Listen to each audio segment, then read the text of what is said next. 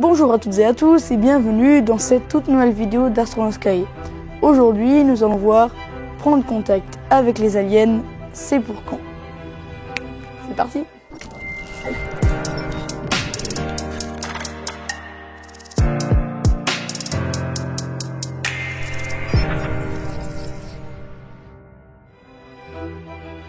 Autrefois, il y a quelques décennies, si on décidait d'envoyer des messages, on ne savait pas exactement où, si ce n'est que de viser des étoiles proches. On tentait d'avoir des réponses, mais on n'avait pas vraiment de cible. On a des cibles maintenant. On peut viser des exoplanètes qui sont dans les zones habitables. Un groupe de chercheurs a récemment identifié 24 exoplanètes venant de défier la notion selon laquelle l'univers serait un environnement hostile pour la vie. En effet, non seulement celle-ci serait capable d'abriter des organismes complexes, mais elle pourrait également le faire dans de meilleures conditions que la Terre. L'équipe a donc identifié une liste des critères déterminant la supérabilité d'une planète, puis soumis un catalogue de 4500 exoplanètes, ou plutôt de systèmes planétaires connus, à ce filtre afin d'en extraire les candidates idéales. La présence d'humidité, de nuages et même d'eau liquide est évidemment un critère crucial dans la recherche de la vie dans l'espace.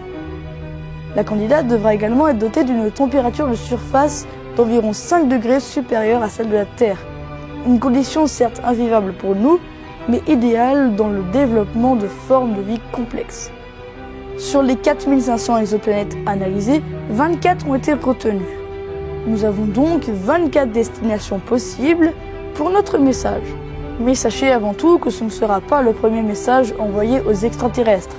Le 16 novembre 1974, Frank Drake, Carl Sagan et leurs collègues décident de se réunir à l'observatoire d'Arecibo. Ils envoient de cet observatoire le premier message aux aliens. Il s'agit d'un message radio de 3 minutes contenant une série de 1679 chiffres exactement. Ce type de message est considéré comme pouvant être décodé de façon universelle et envoyé à des galaxies éloignées. Ce message est un rendu infographique de l'humanité. Il y a d'abord l'ADN, ensuite un humain de taille moyenne, à savoir 1m76, puis le système solaire, et enfin la représentation du radiotélescope d'Arecibo.